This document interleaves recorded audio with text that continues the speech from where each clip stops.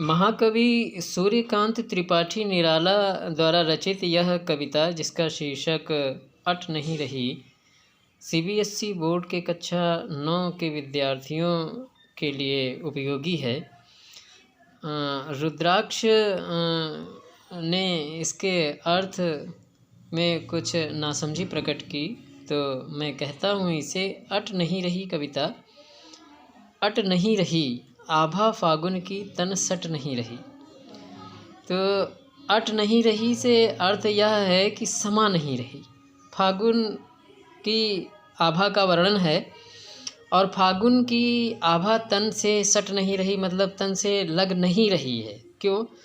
आप फागुन का जब मौसम आता है तो उसमें द्वार द्वार एक सुनहली सी शोभा प्रातःकाल और सायंकाल दर्शित होने लगती है, जो कि हर एक द्वार पर होने के कारण वहाँ पर निगाहें टिक नहीं पाती। कभी यह अच्छा लगता है, कभी वह अच्छा लगता है, मन लालयित रहता है, मन चंचल रहता है। तो उसी भाव को प्रदर्शित करते हुए कवि ने यहाँ पर इस कविता की रचना की। अट नहीं रही आभा फागुन की तन सट नहीं रही। कहीं सांस लेते हो घर घर भर देते हो।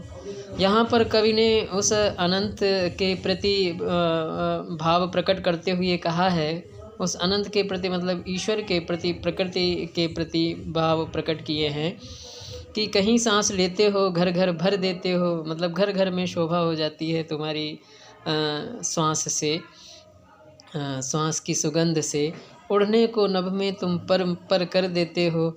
और फागुन की शोभा और ईश्वरीय माया दोनों के प्रति यहाँ पर द्व्यर्थ प्रकट करते हुए कवि कहता है कि तुम परों में नवजीवन भर देते हो, जिससे पर हो जाते हैं और मन में एक उल्लास प्रकट हो जाता है, जिससे कि व्यक्ति अपने लक्ष्य की ओर उन्मुख होता है। आँख हटाता हूँ तो हट नहीं रही। शोभा इतनी न्यारी है कि आँख हटाने पर हटती नहीं है, उधर ही देखने का बार बार प्रयत्न करती है। और इस कविता का शीर्षक अट नहीं रही आभा फागुन की तन सट नहीं रही। महाकवि सूर्यकांत त्रिपाठी निराला के द्वारा रचित कविता के आगे कहते हैं, कवि कहता है कि पत्तों से हरी भरी ढाल, कहीं हरी कहीं लाल, सारी डालें पत्तों से भर गई हैं। फागुन के मौसम में तरु अपने नव पल्लव खोलते हैं, तो नई पत्तों से डालें भरी हुई हैं, कहीं पर हरी हैं कहीं पर लाल हैं। कुछ पत्ते भी लाल रंग के होते हैं, कुछ अन्य पीले तथा अन्य रंगों के होते हैं। तो उसको प्रदर्शित करते हुए कवि कहता है कि कहीं वह डालें हरी हैं, कहीं पर लाल हैं, कहीं पड़ी उर में मंद गंध पुष्पमाल, और कहीं कहीं पर ऐसा प्रतीत होता है जैसे प्रकृति रूपी ईश्वर या उस अनंत के गले में उर में मंद गंध मतलब धीमी खुशबू वाली पुष्प मतलब फूलों की माला पड़ी हुई है। पाट पाट शोभा श्री पट नहीं रही। और यह शोभा पाट पाट मतलब यहाँ से अर्थ द्वार द्वार से भी लिया जा सकता है।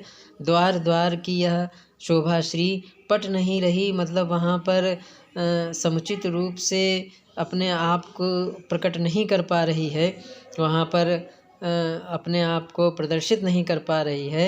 वह श्री शोभा श्री अट नहीं रही शीर्षक कविता का आपने यहाँ पर भावार्थ सुना, जाना, और इसका आप लोग अध्ययन करें।